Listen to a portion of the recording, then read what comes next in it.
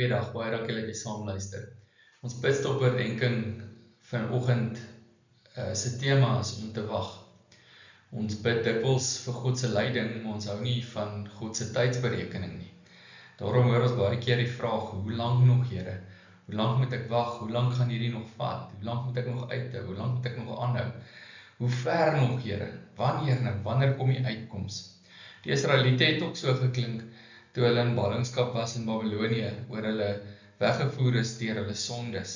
As hulle vir die Here sê, die Here sien nie raak wat van ons word nie, ons reg gaan by ons goed verby. Hoe lank moet ons nog wag dat die Here iets doen in hierdie situasie van ons? En binne in hulle situasie dan antwoord die Here hulle deur die profeet Jesaja, in Jesaja 40 vers 28 tot 31. Weet jy dit nie? Het jy dit nie gehoor nie? Ek is die ewige God, die Here, skepper van die eindes van die aarde. Hy word nie moeg nie, hy raak nie afgemat nie. Ondeurgrondelik is sy insig. Dis hy wat die vermoeides krag gee, wat die lewenskrag vermeerder vir die wat geen vermoëns het nie.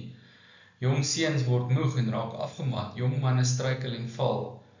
Maar wie op die Here wag, herwin hulle krag. Hulle kry nuwe vere soos arende. Hulle hardloop, hulle raak nie afgemat nie, hulle loop, maar hulle word nie moeg nie. En die opdrag vir ons hier is om te vertrou op die ewige. Hy gee die krag waar mens niks meer krag oor het nie. Maar ons moet ook weet, ek en jy sien nie verder as vandag nie, maar die Here sien baie verder. Hy sien ons hele toekoms, ons hele lewe wat hy uitbeplan het. En daarom is die heel beste ding wat jy vir jouself kan doen in enige situasie is om te wag op die Here en jy weet dat hy is die skepper, hy sorg vir jou, hy gee krag en dis hy wat jou verder sal dra. Ons wil graag hê die antwoord moet nou kom, die deur moet nou oopgaan, die probleem moet nou opgelos. Maar baie keer plaas God ons in 'n wagtyd en dit gaan oor hy beter weet. Ons kyk na die Israeliete in die woestyn as hulle uit Egipte verlos is. Hulle het nie net dadelik in 'n reguit lyn Kanaan toe getrek en die beloofde land ingeneem nie. Hulle het in sirkels geloop en die Here het hulle ook in 'n soort van 'n wagtyd gesit, want hy was besig om hulle te leer. So kom ons kyk daarna wat die Here doen baie keer in hierdie tye. 'n Wagtyd voel vir ons soos 'n stilstand. Dink maar nou Josef wat moes wag in die tronk, of Dawid wat moes wag voordat hy koning geword het, of nie die Here se huis kon bou nie, moes maar wag tot sy seun dit kon doen, al sou hy nie meer daar wees nie. Abraham wat moes wag vir die beloofde seun, dit het so verregaande begin raak vir hulle as mense, dat Sarah lag as die Here sê die seun gaan kom. Die disippels moes wag vir Pinkster voor hulle die wêreld kon ingaan en die evangelie verkondig.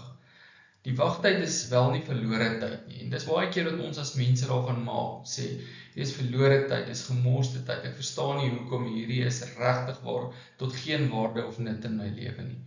Maar dit was die plek waar God hulle gevorm het vir dit wat voor lê. En soms verander God nie eers ons omstandighede nie. Hy verander ons eers. En daarom moet ons die proses vertrou. Die groter prentjie raak sien dat die Here in beheer is. En hy werk ook in die wagtyd. En as ons besig is daarom in 'n wagtyd, soos ons in Sondag 10 van die katekismes bely, dat ons in teëspoed geduldig sal wees. Daarom moet ons geduldig wees en wag, want die Here is soms ook nie net besig om ons situasie te verander nie, maar baie maal is hy besig om ons te verander, sodat ons in ons situasie sal kan lewe en sal kan vooruitstrewend wees en vrug dra vir die eer van sy naam. Kom ons bid saam. Here, dankie vir die voorreg dat ons kan weet in ons wagtye is U besig. Daar's nie tyd vir stilstand by U nie. U slaap en U slymer nooit nie. U is besig om te werk. U het 'n plan met ons lewe. U het elke dag reeds vooruit beplan en ons loof en ons eer U vir daardie wete. Ons bid, Here, dat U ons help om geduldig te wees in die tye wat ons moet wag, maar ook sal sien waar moet ons leer, waar moet ons groei, waar moet ons verander voor ons omstandighede verander, sodat ons U ook in elke besluit en keuse en draai sal verheerlik. Ons bid so van U Vader in Jesus se naam. Amen.